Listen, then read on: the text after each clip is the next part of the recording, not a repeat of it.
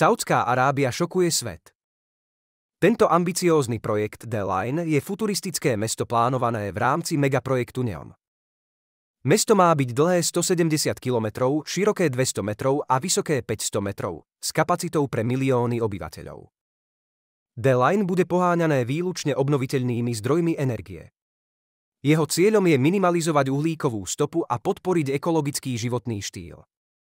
V meste nebudú žiadne autá ani ulice, obyvatelia budú mať prístup k všetkým základným službám do 5 minút chôdze. Pre dlhšie vzdialenosti bude k dispozícii vysokorýchlostná železnica, ktorá umožní prejsť celú dĺžku mesta za 20 minút.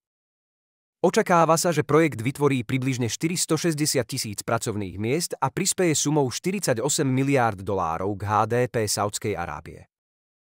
Projekt The Line predstavuje ambicióznu víziu budúcnosti mestského života. Zameranú na udržateľnosť, technologickú inováciu a vysokú kvalitu života pre svojich obyvateľov. Zaujíma vás svet a jeho fascinujúci vývoj?